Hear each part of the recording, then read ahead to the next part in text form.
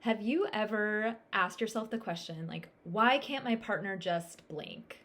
Why can't they just do this chore in the way that I want them to, or at all?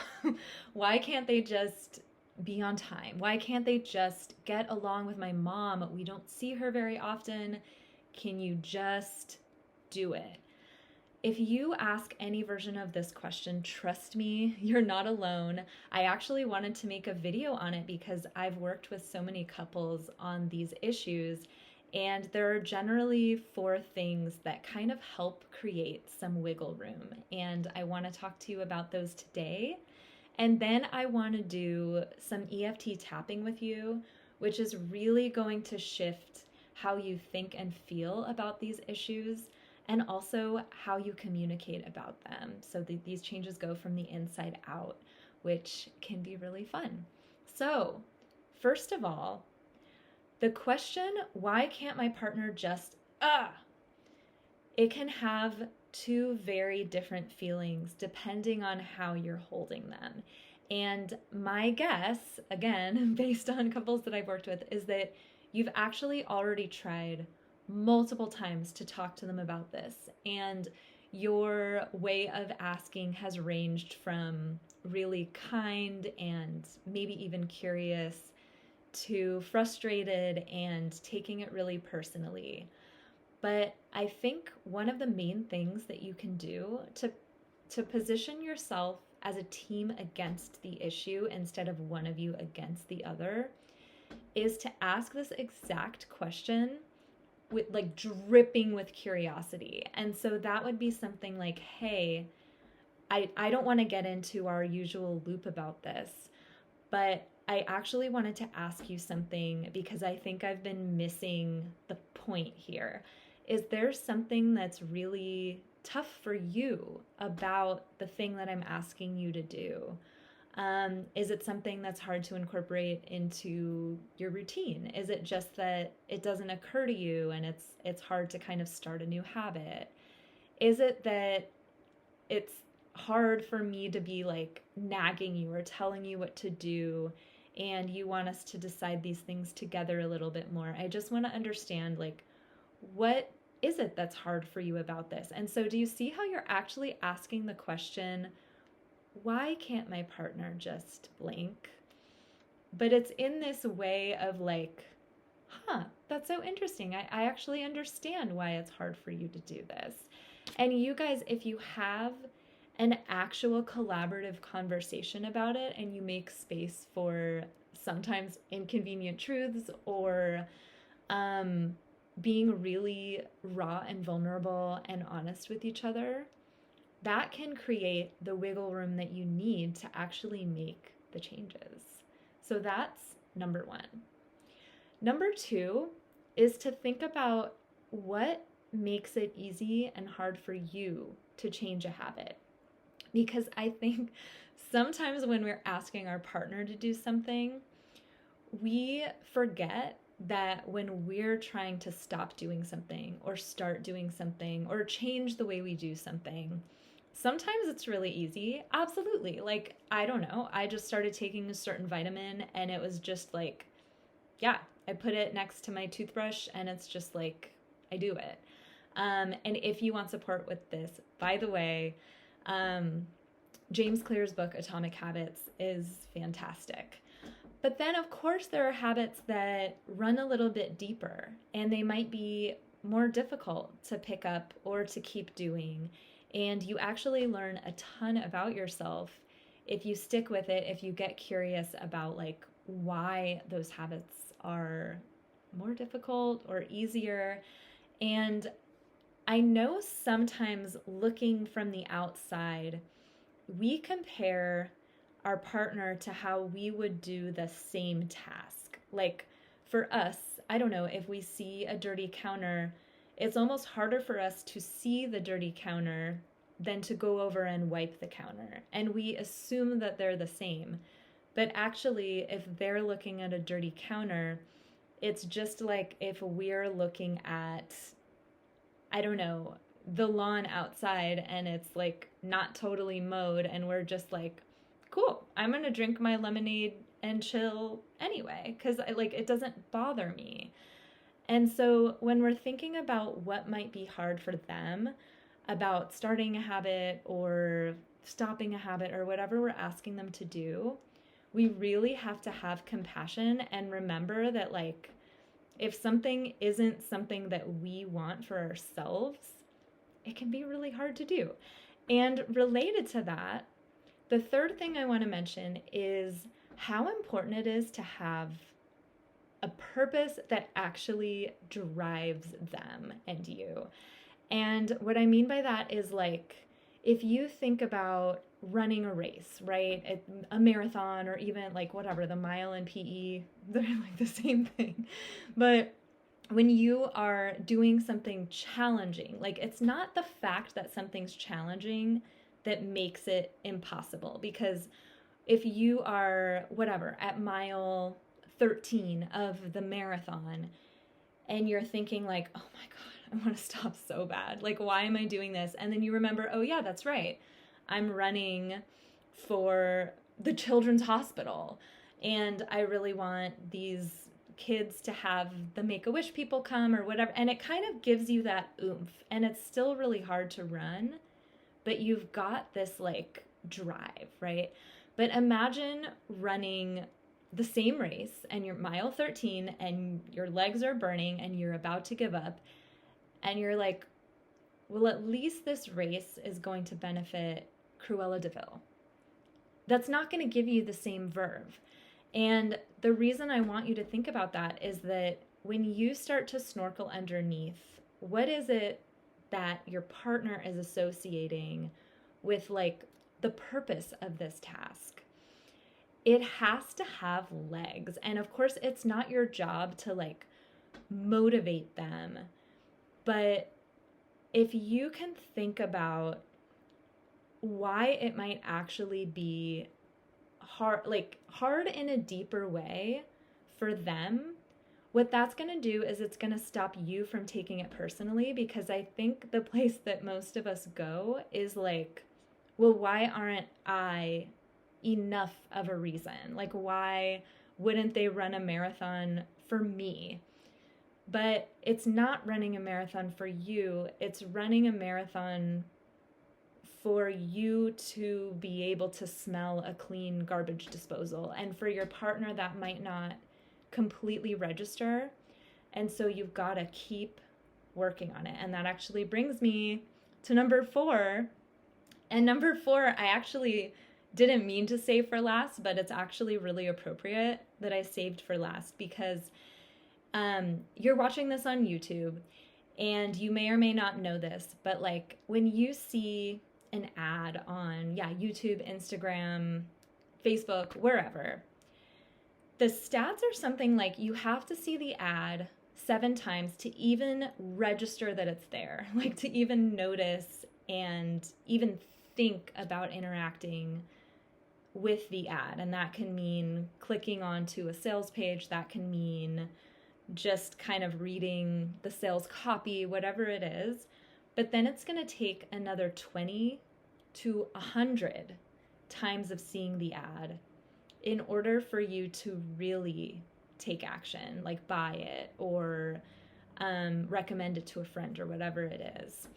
And the reason that I bring this up is that I think for most of us, for most of the couples that I work with, every time you have to ask for something that you've already asked for, it's almost like the stakes are doubled, okay? And it's I asked for this garbage disposal thing last week, it happened for a day, and then it didn't happen, and now I have to ask again, so I have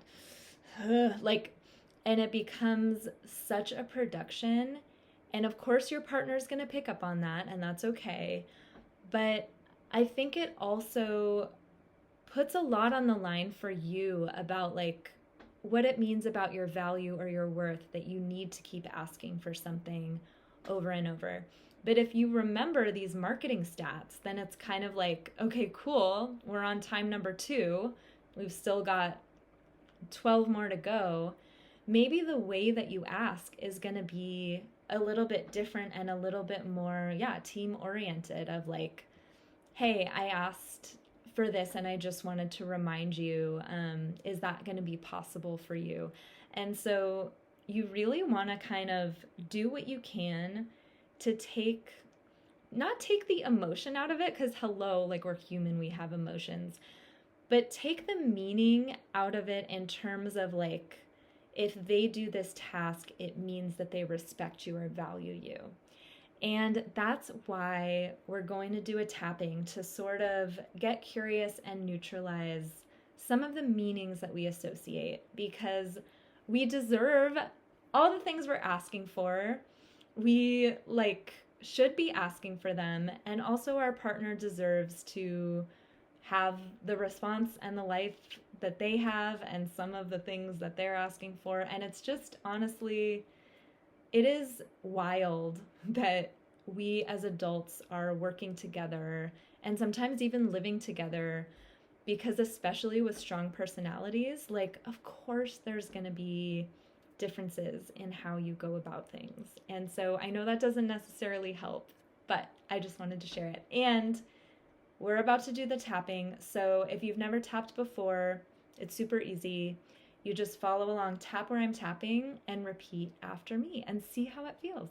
Okay, so we're gonna start on this side of the hand point, and we're tapping on, why can't my partner just blink? So,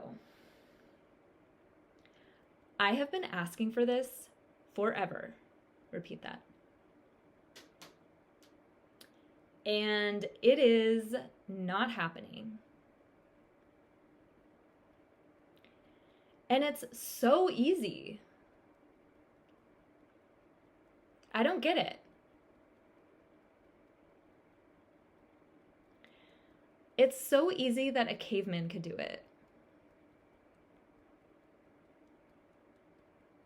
But for some reason, my partner can't.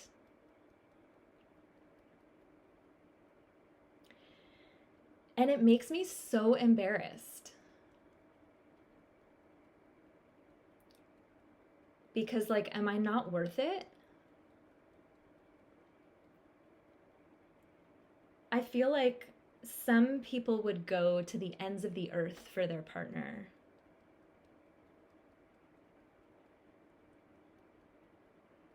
And I can't even get mine down the street to the dry cleaners.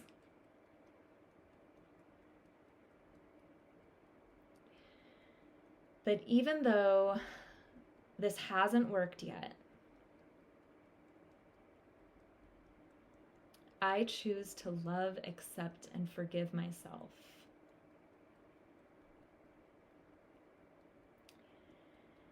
Even though apparently I'm not worthy of doing this simple thing,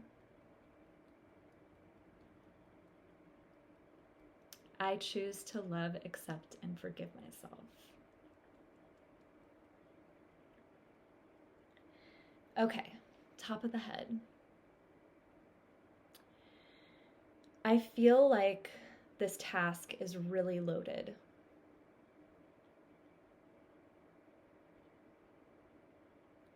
It's actually carrying my entire sense of self-worth.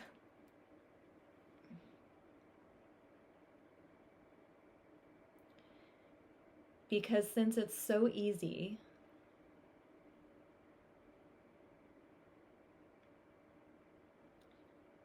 I feel like I must be pretty crappy if they're not willing to do it.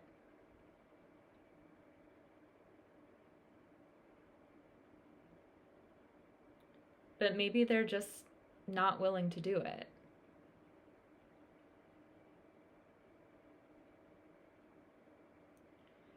What if it actually wasn't about me?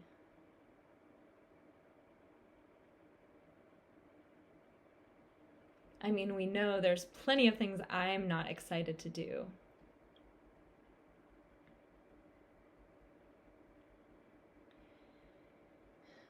But I feel like I'm a little bit better at trying.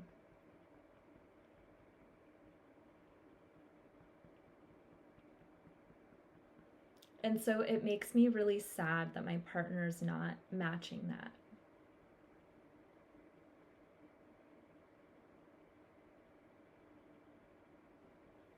I wish that they would do this thing.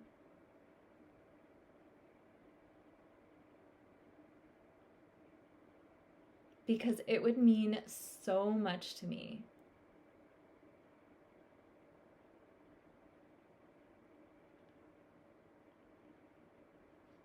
And maybe I would up the ante a little bit.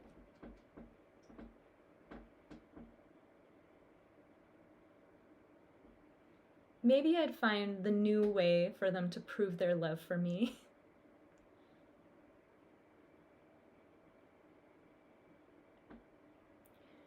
But they haven't even gotten to the first frontier.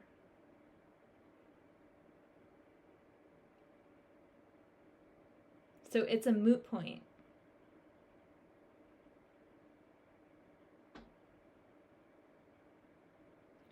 And I hate that I'm making such a big deal out of this.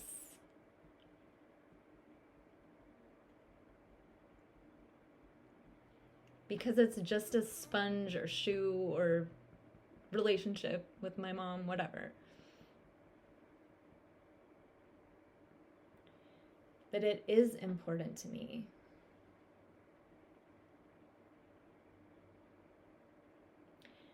And I'm actually not annoyed that I'm making a big deal about it.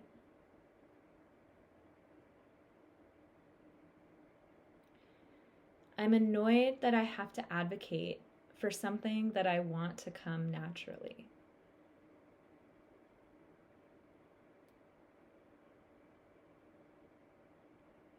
I don't want to make a big deal about this.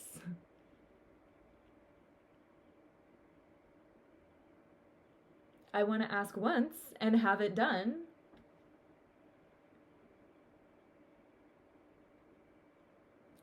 I don't want to run multiple Facebook ads to my partner.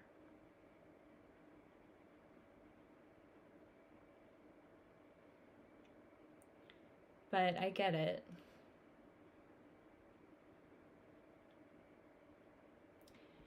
We all need a little bit of repetition.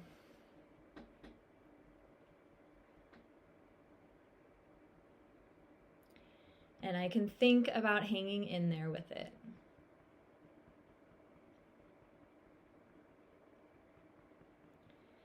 Even though I hate asking for this,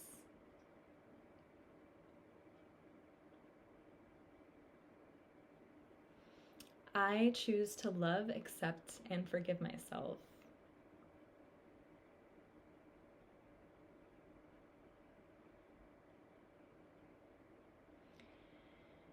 And even though I wish it were easier,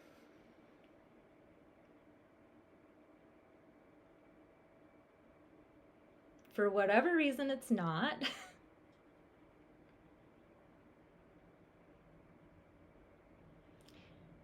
and I can stand on the sidelines of my partner's marathon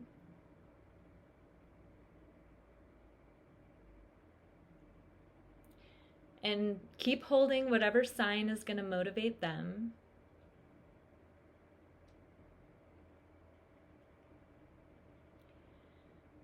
Because I haven't walked a mile in their shoes.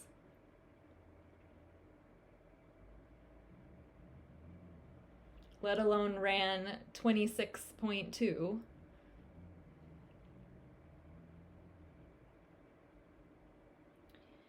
And maybe I can be a little bit more patient with them.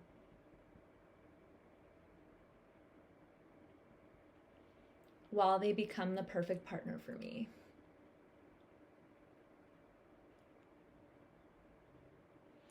Maybe I can wait 3 days instead of 2 for them to completely transform.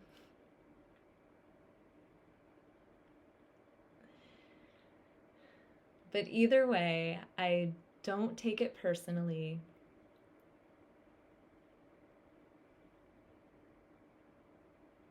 When they have different priorities than I do.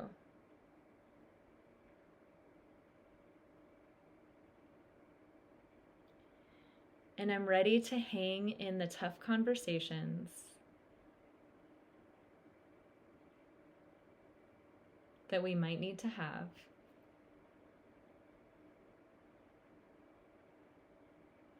in order to work through this.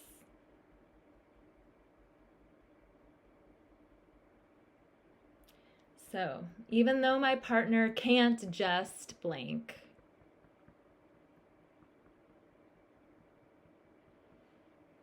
maybe there's a lot of things that they can just do.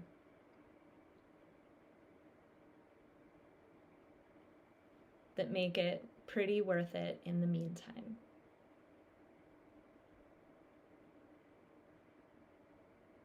I deeply and completely love and accept and forgive myself.